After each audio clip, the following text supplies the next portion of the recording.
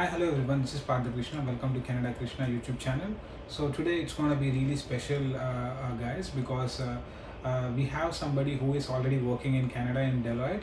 So it's really tough to interview with such kind of people. So please don't forget to like, share, and subscribe to our channel. So in this video, we are going to ask all the questions. We are going to have an interview with him.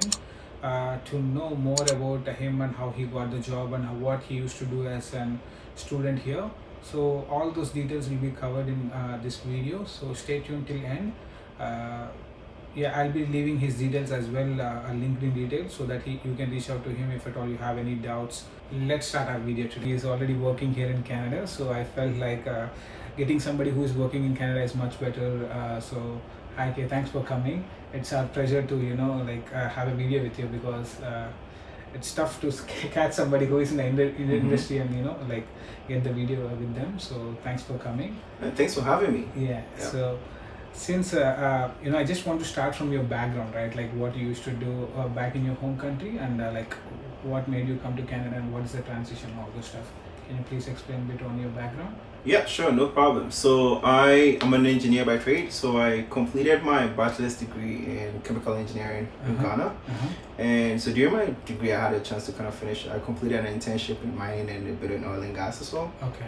So after graduating, I worked with the regulatory body in Ghana for a year. And I did not find that role very fulfilling. So I felt like I wanted to kind of upskill and kind of branch into something else and specialize, to be more precise. So I started looking into different options for potential master's degree. Okay. So because of my chemical engineering background, I definitely wanted to do something within engineering. So initially I was considering mining or oil and gas, and then I eventually ended up going with oil and gas, which is how I ended up applying to Memorial University and got accepted. Is there any reason for applying to MUN, or like? So with oil and gas, there is not a lot of options for you out there. Okay. So even in terms of globally, there is Australia, US, and a few programs going in Europe where you can get a good, in the UK where you can get good oil and gas programs. And then within Canada, there's even more limited options where you have either on the West Coast or the East Coast. So you're either going to Memorial University, or you're going to University of Calgary, University of Alberta, or University of Regina, I believe is the one. But yeah, not a whole lot of options. Okay. And MUN was like the top contender in that sense that like it's pretty cheap, right? It's like compared to the others, it's like relatively more like affordable. Yeah. Which is made it a bit of a no-brainer. Yeah. Yeah. So let's get into the second one. So I was asking about this is a timeline, like when did you apply for your interview? Usually when I was applying from India, what was it? We used to have a GSE, which is a guaranteed investment certificate, which means you need to invest some money, and the money is going to be given to you back. But just to make sure that like if at all you're coming as a student, you have something as a background, right? You don't come to Canada and then search for something. You already have some money. So is there anything like that you need? What are the documents you used to provide for getting into Canada's visa or the course itself? Yeah, so the process is a little bit different in Ghana in terms of the requirements. So the top one is you need to first off have because I was planning on moving to Canada as a student. So the first thing is you need to have a student visa, like a student work permit and a student visa, I think it's what it's called, yeah. And for that application, you're required to first off have a school that is like you must have received admission into a university in Canada. Okay. And it has to be, I think, accredited also as well. And then on top of that, there was like a request for the letter of interest, like the study plan. You need to present a study plan, and then there was SOP, a big SOP. Yeah. Okay. Yeah. No, I think a study plan. They call it. It's a different one. Statement of purpose? No, that one goes to the university, but the embassy also wanted a plan. Yeah, I think. For, that's what you'll be reading, and will you be going to Will your you country be? back, Yeah, kind that of thing. one. Yeah. Okay. So you needed to submit something like that. But I think the bigger emphasis was on like the financial. Was like you need to present a few like bank statements. Yeah, same thing. All And these are so same. like we don't have the trust that you mentioned. Yeah. Like we didn't have that, but it was like you still needed to have that. And then these those letter of recommendations from the university. So from a documentation perspective, that was like yeah. So those were the things that we had, and I think in terms of like timeline, it varies, right? Like it varies, but it was like I would say Within 6-7 months. I'll 6-7 say, months. yeah. Okay. Since you applied for university until you get your visa, it took Visa, like yeah, 6-7 months, yeah. Okay. So you guys have any SGS, which means student direct stream, which is like you get the student visa a bit quicker than the regular process. Do you have that kind of? Not that I'm aware of. So we have actually two categories, SDS and non-SDS. So usually, I think there are very few countries which qualify for SDS. So it becomes much easier as a student if you want to apply in SDS, and your visa gets a bit quicker. Rather than going into the whole different kind of queue, it goes into a different queue and the process is a bit easier. So yeah, I don't think we had that in Ghana. Okay. At least when I was applying. But there's been a lot of significant changes in like the visa application process, even from like Ghana to Canada. Okay. So I mean, I don't know what the system is now, but I don't think we had such a pathway when I was applying, because I think the only options we had was, do you want to do paper or do you want to do online? I did paper, which is like I would not recommend it, but it's gonna take more and time. then it takes more than one time. So maybe that explains the 7 months that I had to wait, right? But again, yeah. So when did you come to your course? 2017. So I moved here 8 September 2017. Okay. Yeah. So you completed your course in 2 years, and then you year and a half actually. Year and a half. Yeah. It's good. It's good. Yeah. So I did a bit of a fast track. I did a few more core courses than I should have. I would not recommend again. But yeah. It's gonna be intense, right? I mean, it was very intense. Yeah, combining that with like a part-time job and stuff could be very hectic. Yeah. How was your course? I mean, is the course really helpful to get a job, or like you did your own kind of research and you started putting on skills by yourself, or like did professors help you on some, like how was your course overall? Was it helpful to get into a like really good job in the industry, or like? So there's one thing that I always tell people is like so the university education is like, I think of it more as like a way of learning to work with different people. Like that is the core, the key skill that you get from a university education that will be most beneficial for you in your future is like the ability to just work with different personalities and like just pick up on things pretty quickly and all that stuff. So in terms of the course material, I mean, I'm in a totally different industry now, but you will still need to relearn a lot even after getting a degree, because every company has their own way of doing things to differentiate them. So they'll not be just doing it the same way that they teach in a class, right? So there's still the need to relearn. But the biggest beneficiary from like from the benefit from like university education for me was the core group of friends that I built when I was there. Okay. And I had a group of friends who were like super smart guys, and I spent a lot of time just like we do a lot of things together in terms of learning and like doing our assignments and everything together. So that was like super helpful. We party together and we study together, which is really nice. And on top of it all, it's like these core group of friends were like very helpful. We banded together and we were supporting each other all through our job search processes and whatnot. So for me, looking back on university, what I see is like my ability to work with different people from different cultures. Like that was where that core skill was built, which till date is like very like I use it in my day job pretty much every time. So that for me was like the biggest one. Yeah, but like in terms of the stuff that I learned, again, I'm in consulting, so it's like I'm doing something different every day. So it's like very difficult to be like, I learned this in school and I'm using it now. Like, no, I don't get a whole lot of that, unfortunately.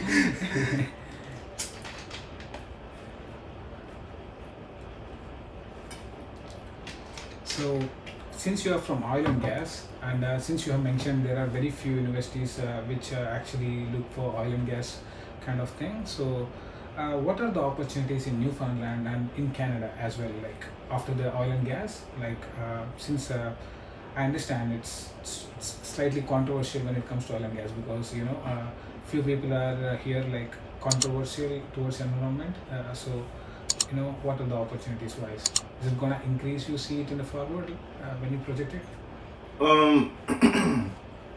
It's overall, like oil and gas industry is this for a reason, right? They produce a product that we need to power the world, and I think everybody got a bit of a feel for what happened when the Ukraine crisis, unfortunate situation in Ukraine happened, like took place, where we saw like the demand in oil and gas, supply in oil and gas, like just abruptly being shut because Russia like was no longer exporting oil and gas, which led to an increase in demand, which we all experienced the high prices in energy costs and all that stuff.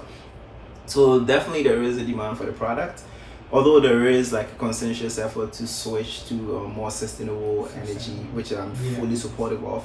But it's a more of a transition than just, hey, let's lift and shift, let's cut oil and gas and instantly wake up. It's not going to happen overnight. It's going to keep overnight, right? And the oil and gas companies have a very key role to play in that transition as well.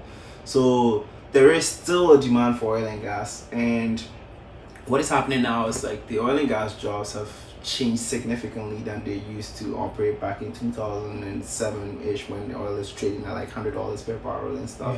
So the jobs have really have changed a lot. So oil and gas companies are pushing more towards efficiency. So there is such a huge demand for tech savvy oil and gas engineers. So like they're using a lot of like technologies like AI. They're using a lot of like analytics in the operations now. So there is still demand. It just may look a little bit different than it did a few years back. So if someone wants to pursue a degree in oil and gas, obviously like you should spend a lot of time trying to understand the industry as a whole and the different like aspects of it and the different like forces that the industry operates within at the moment. And yeah, like I mean, I'm no longer in oil and gas, so I don't but looking outwardly, I would say there is still demand, and it's just a little bit different. So maybe there may be some need for you to add on a few extra skills and just your ability to determine the flow rate of oil and gas within reservoirs, if that makes sense.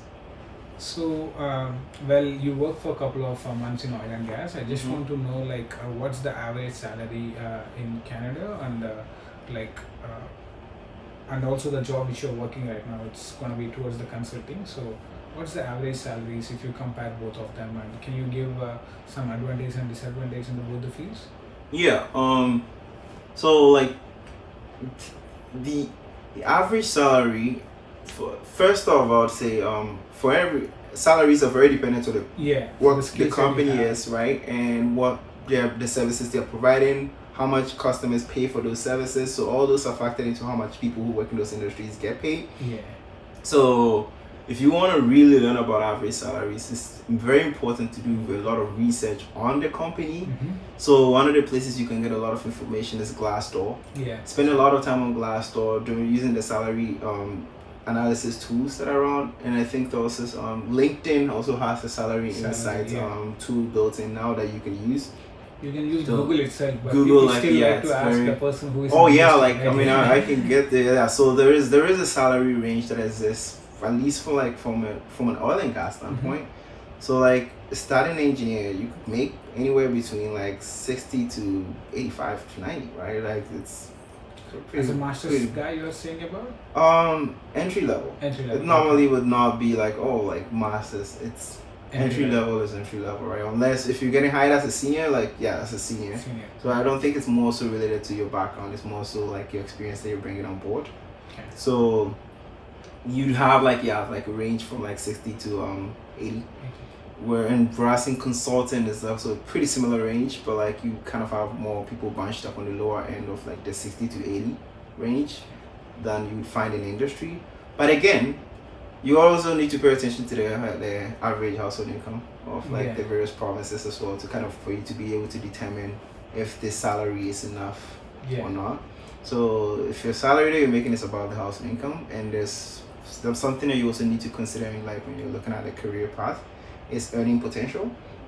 So earning potential is you're not looking at the salary you're making now, but you're looking at the salary that you'll be making in a few years in a role, and that is extremely important. Like if you're looking at committing to an industry, you're like, okay, like maybe I don't like what I'm making now, but in a few years I think I will be here. Or if I switch to another company because it's like a very high paying industry, I'll still be making more money. So those are all like factors that you need to consider when you're looking at salaries in general.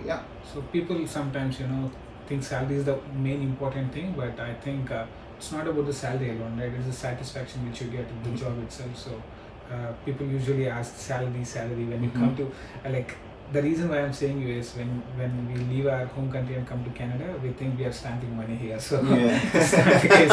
It's not the case, guys. So it's not about only the salary. You have work-life balance. Also, couple of people care more about work-life balance than the actual salary. A couple of them wants to do their passion more than the salary itself. So there are a lot of other factors. Yeah, and it's good for opportunities, right? Like if you look at a job and it's like it's a stagnant role that you're going to be doing the same thing for the next 50 years of your life, you probably would not, like, even if you're getting paid like $200,000 to do the same thing for the next 50 years, I don't know. For some people that might not be it. They will want more with their careers, right? So again, there's a few factors to take into account, but I'll heavily rely on research. You should research as much as you can, and it's very unique to each company, and you need to make sure you're looking at all the factors when you're looking at a job. So it also depends on every individual profile. If you have a more skill sets, there are chances that you might get paid more. Yeah, that's what people most of the times they ask me more about the salaries. When they come to the job, they ask me more about the salaries. So I just want to ask you that. So thank you. No problem, man. Always happy to share. What kind of suggestion you would give to anyone who is coming to Canada or who is already in the Canada, but they are actually looking for the job, right? So what kind of suggestions would help them to get job really quick, or get to push them to some other level bit more than what they're actually doing now? So it took me 7 months to get my first job. So I don't know if that is your definition of really quick. I was counting. But I'll say there was a lot of learning that went into securing a job, and I think my biggest mistake looking back was that I started looking for a job after school. Which is not what you're supposed to be doing. So you're supposed to start looking for a job pretty much as soon as you figure out what you're doing in school, and you're like, okay, I have 2-3 more semesters left. You need to start looking for a job then. Like so it's like, and not necessarily that you're applying for jobs, but you need to start paying attention to potential companies that would need the skill set that you're pursuing in school. And I didn't do most of that when I was in school, so it was a very new experience for me.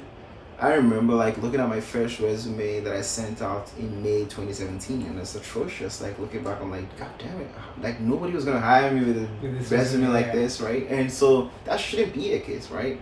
It's like most of the time, by the time you graduate, your resume should be in a good state, should be reviewed by at least someone who works in the industry, and a few other things that like I failed to do in my time. So by then it's like over time, at least I started like ramping up and like really intensifying my job search, like going to a lot of industry events, leveraging the MAN Career Center was like super helpful. Like I had them look after my resume, signing up with Association of New Canadians, like getting my name in their job, their candidate pools, and then go to a lot of industry events, like any industry event. So I would go on Eventbrite, and any event that I'll see that sounds cool enough, even if it's for like geology. I remember going for like some event for a bunch of geologists. I have no idea what the hell they were talking about, but I met a guy from ExxonMobil there. When it did not, like, he didn't offer me a job or whatnot, but then I started gaining more. I started getting more comfortable with talking to people who are like working in the industries that I want to be in. Like I don't get starstruck, so if I meet someone in the industry, I'm like, oh my god, this is the person from Exxon. Like no, I'd already gone through that phase. So it's like I was always going to every industry event, so I got very comfortable with talking about myself or talking about what is happening in the industry, or even learning about what is happening in the industry through this stuff. So for me, that, and I think we'll touch on that more as we progress, but that was for me, that was like a big differentiator, because I started seeing a lot of success in my job search like a few months down the line. So like remember like so out of 7 months, the first 3-4 months it was very, very quiet. Not a whole lot of like people coming back to me with like requests for interviews or whatnot. Nothing of that sort. But the last 3 months was very busy. Like I'd say like I got like 12 interviews before my first job, and I would say out of that 12, 10 of them was in the last 3 months of my job search process, because there was a week that I had like literally would get 2 interviews in 1 week. So, and it's because of like I was like the compounding effect of like just constant research and building a network. It all started paying off a little bit closer, right? So Suggestions you would give to any other student is like you want to like, is the LinkedIn one of the important thing which you look for, or like is there any other tool which you would suggest somebody who is coming you as a junior or somebody like that? Looking for work? Yeah, looking for work. I mean, what are the tools you would suggest them, and is the resume, what kind of changes you made on your resume, that kind of information. Yeah. So one of the interesting things, like sometimes there's like if you're trying to structure a resume, there's so many different ideas. Or okay, like should your education come first or should the experience come first?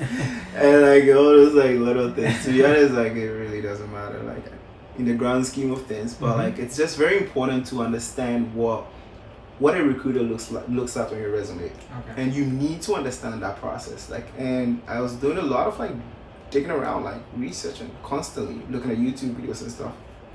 And so for me, it was like I need to get in the head of like a recruiter and understand when they look at my resume, what are they looking for? How much time are they spending on my resume, and how can I make the most impact in the time that they're spending on my resume for them to be like, okay, I want to know more about this person. So like I started like, depending on which job I'm applying for, I'll tweak my resume accordingly. So I 100% recommend, don't just pray and pray, which is essentially just applying for as many jobs as you can. 100% against that. Don't do that. Tailor every single application to the specific job. So if it's an oil and gas job, spend time, read the job description, understand it as much as you can. Read about the company.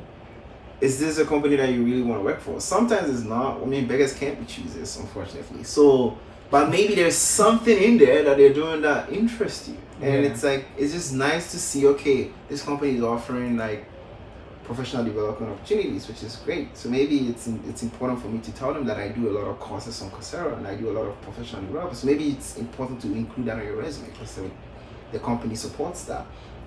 Just like the more you understand the company, the better you can write a resume that would speak to them. And the other thing was like, so when it comes to like, there's a system that is used to screening out resumes. It's the applicant tracking system, ATS. So I really got to understand ATS pretty well. Like it's not with the purpose of like hacking the system or whatnot, but like it just helps you to make sure you're using the right verbiage in your resume that lines up with the industry.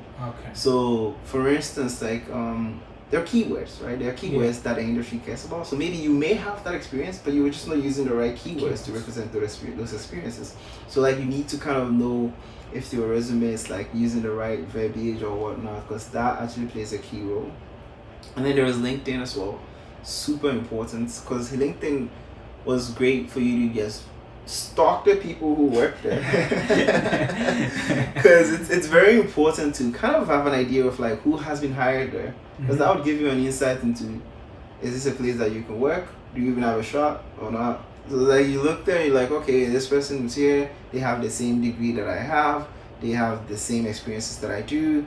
Maybe they might want to just talk to me and share a few insights with me or not. So maybe that would be a great to connect them and say, hey, I'm applying to your company and I would like to have some like coffee chat to talk about what you do or whatever, like, you know, those things. But like LinkedIn was super helpful in that sense, that helps you to see who works there, helps you to see what the company is posting about, so what their current strategic direction is headed.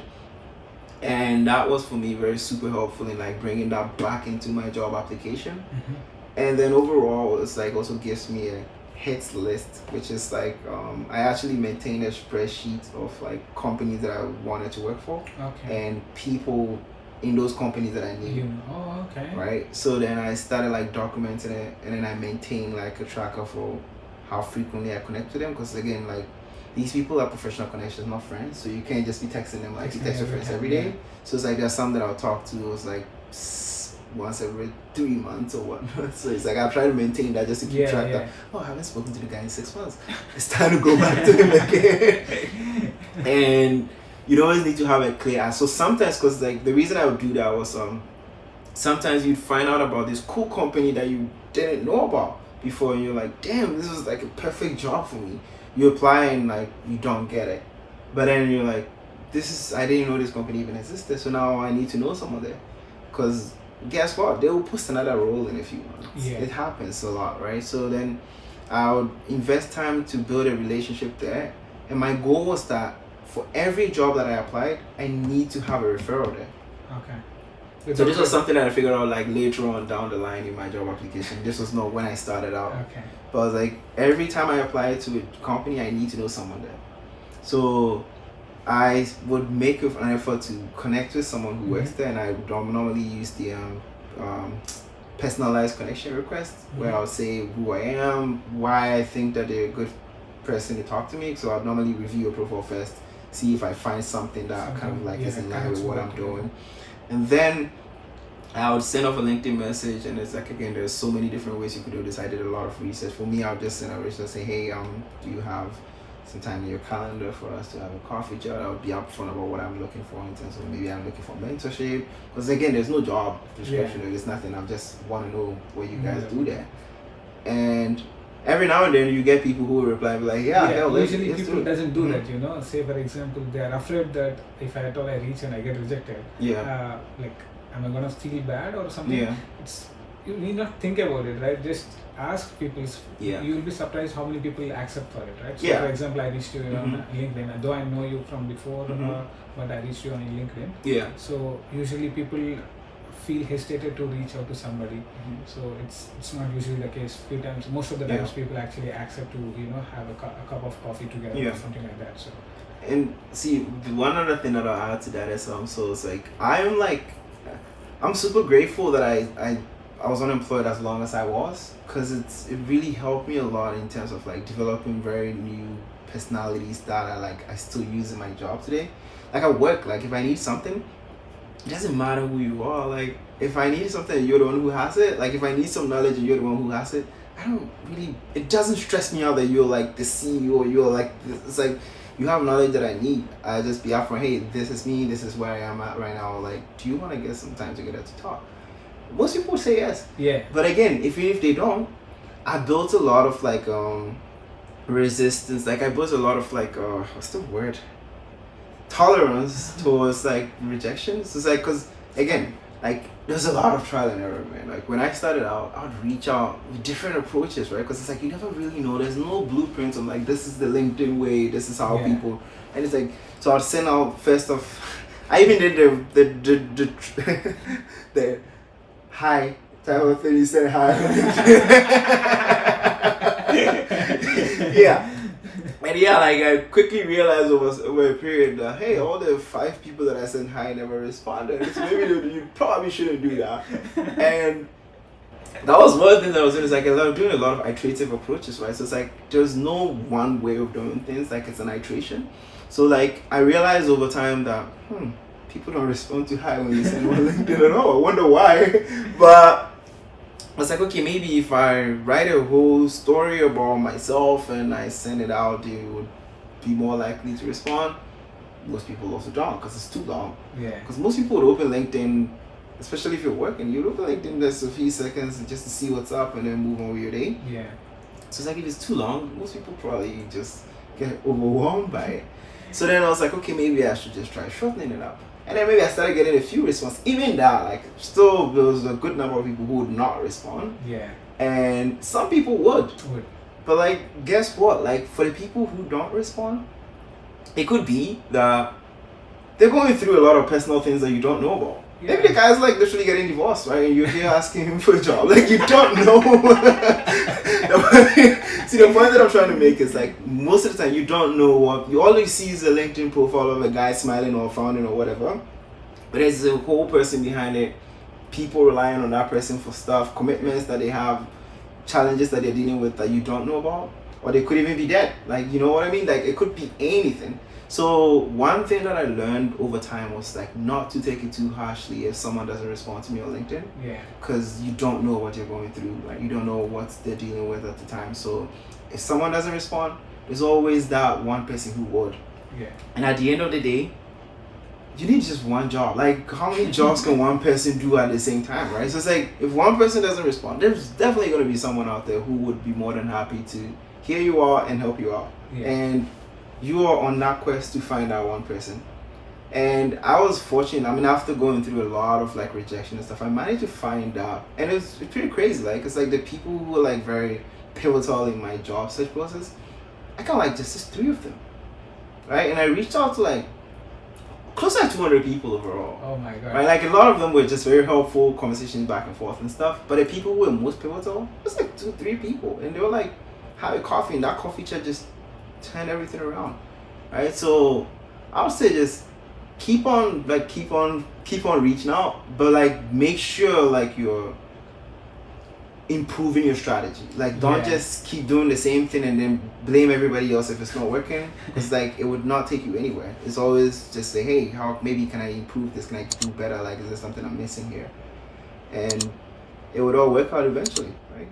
Did I leave you a positive impression when I reached you on LinkedIn? Yeah, I responded. You gave me all the information that I needed, and also because I'm already familiar with you anyway, so it's like it was great that like it was very detailed information, and I read it and I was like, oh, this is really great. And I was on vacation, so I was like, oh, I'm gonna respond later on. Right? It's like I did read it the first time it came in, and I was like, So these are kind of as a kind of a personal questions a little bit. I think once you came into Canada and started your study life and started working as a student, what kind of difficulties did you face, and would you like to highlight them here? Yeah, sure. So working was in like part-time job, so like one of the biggest challenges. So I worked in retail, right, when I was here. So like for Walmart for life. I didn't know I could only do it for 6 months. I did Walmart for a prolonged period of time. Worked with Best Buy, and then I worked with Pier 1, which went under.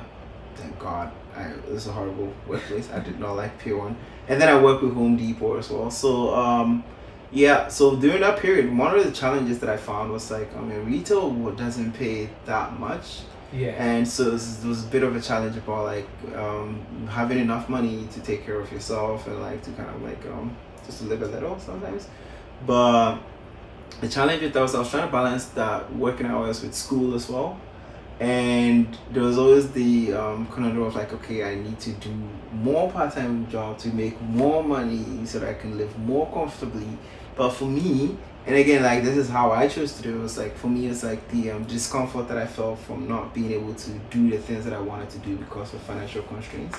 For me it was a big motivator for me to be very aggressive with my job search.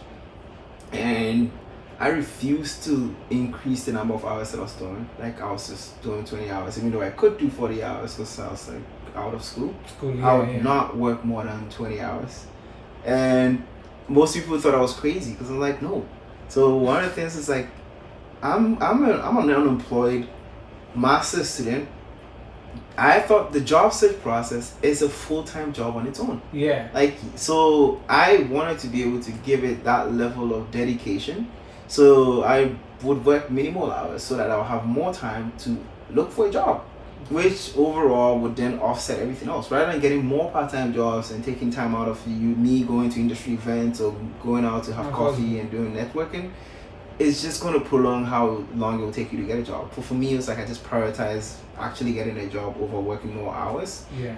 And if you get a great job, hopefully you would never have to work a part-time job again. Fingers crossed, man. If you ever see me in Walmart, if you ever see me in a Walmart store with my vest on, say hi. But yeah.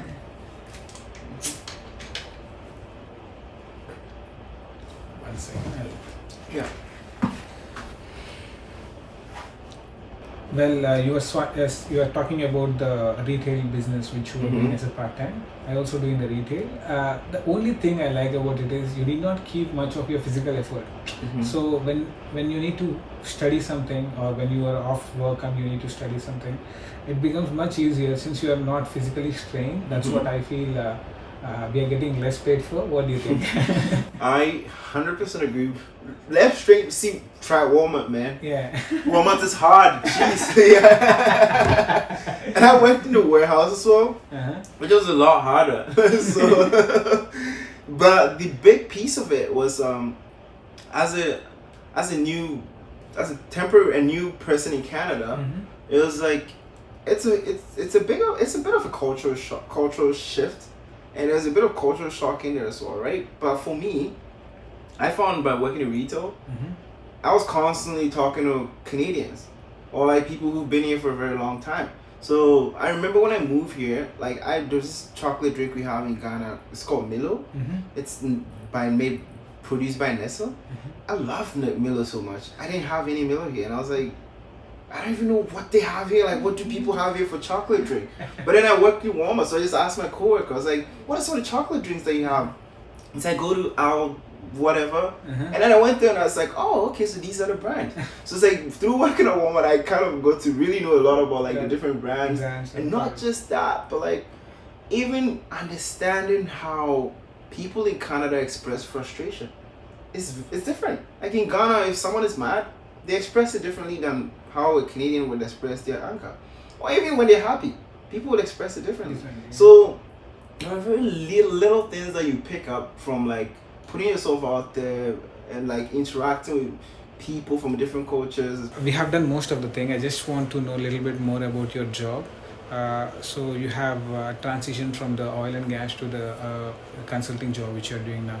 So I just want to know, like, is there any reason from getting into consulting from oil and gas, or like is it just the thing? I mean, yeah. So I think I was talking to you a little bit about this earlier on. So it's like when I was living in oil and gas, one of my biggest the biggest motivators in oil and gas, which I considered as my differentiator, was like I was very passionate about improving our business processes.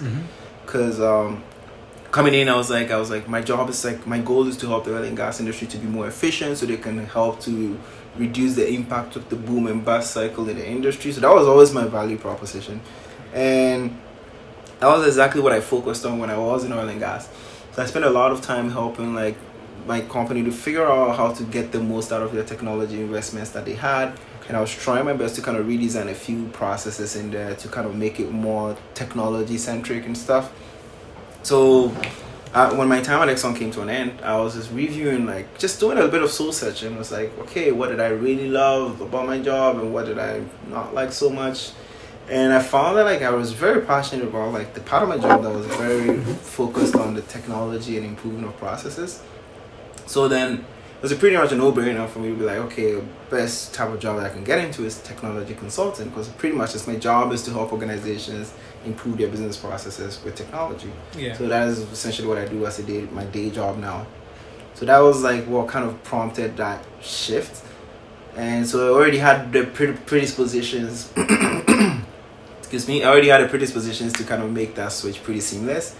But I had to do a lot of like upskilling to understand like software development life cycles. What are some of the terminologies that you need to understand? Like, just to get myself familiar with like doing process improvement or business process improvement as a consultant, or you know what I mean.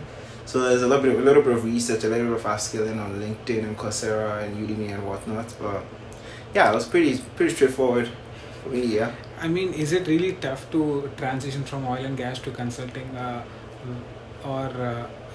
I mean, you need to keep a lot of effort. I know you kept a lot of effort, but how easy it is to switch from one domain to the other domain? Yeah, so like the technical term is called pivoting, right? So it's like so it's like you essentially make a 180 or a 180 degree turn. So making a pivot, it's very important for you to know your destination and not just like what they put on the website, like know it as well as what the people inside it think it is, right? So then that will take talking to people who already work in those industries to get a better understanding of it. And the reason being that when you start from there, now you start realizing, okay, this is exactly what I want to do. Now you look at your past experience and like, what did I do in the past that relates to this new role that I want to get into? Okay. And you realize that, I mean, in your job, you most of the time, and I'm hoping that it's like this everywhere, like your job is not just one thing that you go in and you like send this one email and that's done. Like you normally would have a myriad of things that you're supposed to perform as part of your role. So part of it was I was responsible for making sure there was like cylinders available offshore for the testing team to fill with oil to bring it back to Calgary to be tested. That was part of the things that I did as part of my job. I was responsible for preparation of regulatory reports, so it's like I do a lot of like Excel work and a lot of like research and all that stuff. And like those are some examples of the things that I did. It's like there's always a lot of things. So if you really review the job descriptions or the roles that you perform, maybe there's always that one thing that you did that you didn't like very much. For me, that was like SAP. So like part of my job was like I just, as part of like movement of product and stuff, I had to go in SAP, move a few, like perform a few actions in SAP. It was not my favorite part of my job. But I realized when I wanted to go into consulting that there was potential, there's a lot of growth happening in SAP. So then it's like, oh, like I guess I would tell them that I used SAP in my previous job. Yeah. Right? So it's like it was relevant. So that you need to think of all the things that you've done, find the ones that relate to the new role, and make sure you're tailoring your resume accordingly so that it makes sense to the people on the other side to say, okay, like this person might be trainable or whatever. But that was one of it. And then when you realize that there's a gap, you perform due courses to fill those gaps, right? So I realized like I didn't know much about software development lifecycle, which is essentially the process where software moves from an idea to a product. So then I was like, how do I build that knowledge? I did a bunch of courses and got very familiar. And then I added those courses as well to my resume. So that's like one of the ways that I kind of handled it from my end. And there's a lot of a lot of research and a lot of work, but overall, like you come up with a resume that makes sense to the other people. You show up in an interview and you actually be able to speak the language of the people in the other industry. Yeah. So for me, that was a big differentiator, I'll say. I mean, since you had a couple of interviews, I just want to know what is the interview process. I mean, what kind of questions they ask and how many kind of interview rounds you have before you get hired. Yeah, sure. So I'll share with you the worst interview experience that I had, which is my first interview not my first interview in Canada, because I did a bunch in my retail days. But my first interview for that's a real job, because my first actual job in engineering was a total disaster. Like it was a process improvement role with an original equipment manufacturing company in Alberta. And I was like, I remember I got the course material. I was speaking to a friend who worked there, and he gave me all the gist of the things that I was supposed to know about. So I went and I studied. I remember staying up nights on end, studying everything that I could about process improvement. I go on an interview, and then the first question they asked me was, tell me about yourself. And I was like, well, I mean, my name is Kay. Was there anything else you want to know? It was a disaster. And essentially, I was like, okay, so it's like, how do you deal with conflict? And I was like, when are you going to... And I was like, I try to make something up. It's like, how do you manage your time? And I was like, what is all these questions? It's like, and when are they going to ask me to define process improvement and list the 7 types of waste? And calculate something. I was expecting some sort of technical questions. None of that. And yeah, we went through the whole interview and they just wanted behavioral questions. And I was shocked. I bombed it completely. But that was a very big turning point for me to realize, okay, so behavioral questions are advice. If you're graduate trying to get a job, really understand behavioral interviews, because it's different. It's different in every country, right? Because interviews in Ghana are different from interviews in Canada. Yeah. And you can't assume that it's the same. And unfortunately with interviews, it's so difficult to land an interview that you can't afford to lose it, mess up interviews, right? So it was a bit of a bummer. But yeah, so behavioral interviews, watching a lot of YouTube videos about how to respond to behavioral interviews was key. And in terms of the interview processes, you typically would have some technical questions, but then they would not be as hey, take a pen and paper and calculate. That's not something you'd see a lot of around. But you'd have case interviews as well, which is if you're going into consulting. Again, I think it's more specific to the industry you're interviewing in. Try to understand. So most companies will do a great job of publishing what interviewers should expect, interviewees should expect in their process. Or so then they will tell you, hey, first process would be an assessment, second process would be a behavioral interview, second process is a technical interview, and then the last process is maybe assessment day or whatever. They would normally be up front. So go on the company's website, look on your recruiting page, you would always find something there. Yeah. Because in my experience, it's all my interviews were very different. And I was telling you earlier on, my interview for my first job, we did it in a restaurant that had This is our last 10 minutes. I don't want to bother you much. No, you got no problem. So one small thing, can I get your reference once it is done? I mean, since we For made sure, a video. man. Reach out to me. I mean, you have my link. I'll send you my work email or so. Yeah. So you said, just send along your resume. Sure See? Okay. So, can our subscribers reach out to you in LinkedIn? Is that okay? Yes, if at all you please have go any ahead. doubts? Yeah. Yeah. Yes, Okay. please go ahead. Yeah. Okay, so I'll leave that in the comment section or in the description, so that if at all you want to reach out Kay in LinkedIn, you can do that as well. So, well, the last question is, any suggestions for the students who are coming to Canada, or any suggestions in general, if you want to give a student who is actually about to land in the job, or any suggestions to a student who is coming to Canada, like any suggestions? Research.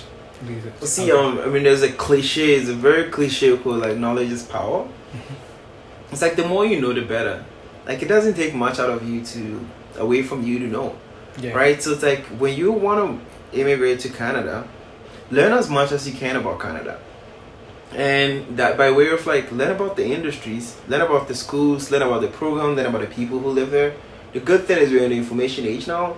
Everything is on the internet. Right? So it's like, just Google as much as you can. Like, obviously be mindful of consuming the wrong type of information. But then also validate your knowledge using platforms like LinkedIn. So reach out to people, like establish like personal connections with people to validate the knowledge that you have. Because like the Western, it's kind of a little bit like a turn off when someone reaches out to you and be like, what is Memorial University like? I'm like, what do you mean? Like, Yeah, like, you need to Google it. I'm sure you can find. It's like, don't ask questions that you can find on Google, but like maybe you've Googled it and then you found something and it's like maybe you ask a much more detailed question. Yeah. And I'm like, or maybe something related to personal experience. That is much more easier for people to respond and people. I'll sorry for no cutting worries, in yeah. between. I have seen people reaching out to me asking the university fee. It can be found easily, right? Yeah. Still people like to ask the Yeah. university fee. I'm not sure why. I understand, like they add up, and like the usual fee is different and the add-ons are different, but they are actually asking me what is the whole course is gonna cost. It's not gonna take much time if you do the normal Google thing. Yeah. It's not gonna take you much time, but still people are asking. But Yeah. you need to do your own research. But if at all you're passionate about the course, and if at all you're passionate about the college or university you're coming to, you need to do your own research. That's what I say to anybody. Yeah, I 100% agree, man. Like it's a lot of there's so much information out there, and for me, it's like I like to research a lot. So it's like it's the way I do things is learn as much as I can, validate my knowledge with an actual human being, and then move over from there. It's the same thing when it comes to trying to get a job. It's like learn as much as you can about the country, and be willing to meet people halfway. It's like there are sometimes you need to kind of understand how to facilitate a conversation. It's like you move to Newfoundland, or in our case, right? You live in Newfoundland, you know nothing about Newfoundland. yeah, But like you find yourself in an interview and they're like, how's your weekend? And you're like, I was just home, just doing nothing. It's like, again, as I said, like people typically want to hire someone that they kind of feel like they can get along with. yeah. Don't make that very difficult for the interviewer. So it's like, have experiences, like do things, like like what we're doing now. Like you have a YouTube channel, you're like reaching out, you're like part of a community, like you're doing something, So it makes it more easier for you to strike a conversation with people. Yeah. And other sides of your personality come out through those conversations, right? So it's like, don't forget to live actually, and create experiences that add to your ability to tell good stories. And don't be boring. That's essentially but then again, do research, understand Newfoundland, understand the challenges that people in Newfoundland face, and understand what people in Newfoundland love. And that applies to wherever you want to live in Canada. It's important for you to make a point to actually know the location, because it will come in play. Like when you're interviewing in Alberta, it might be very different from when you're interviewing in Newfoundland. Yeah. But again, like read a room. Like if you've done your research about Alberta, you know what people in Alberta might like to talk about. If they ask you how was your weekend and you're like, I went to the mountains, they're gonna be like, what? Which part of the mountains did you go to? You have a great icebreaker even before the interview starts. If you're in Newfoundland, what did you do? I went to Cape Spear. I mean, maybe you actually did go to Cape Spear. Or I went for a hike. It's like, which hike did you do? The number of times that I started interviews off by talking about hiking trails, same, man. Like, And I actually I used to do a fair bit of hiking or so when I was like fresh out of school, because it's like, again, I was like, it helps me clear my head, and it was like, but I kind of like, because it couldn't get very like, it can put you in a dark place if you're like unemployed and try to find a job and stuff. Also, so it's like, you get only couple of sunny days only. Yeah, so it's like you take them, you make the most out of those, right? But it's important for you to kind of like do a lot of research, understand where you live, understand what makes the place you live tick, because that is like very important, and it's like you help you to weave all that into your stories, and it makes you a more well-rounded person. I guess that's it. That's a few advice that I'll give on that front. Thanks, Kay. Thanks for having us Thank you for having me, man. Yeah. And hopefully the one who is watching this is gonna have some importance with this video. But we have shared a lot of information. Thanks for that. And thank you. Thanks for coming and having time together with us. Yeah, thanks, man. Have a good one. All right, you too. All right. And that was awesome. Yeah.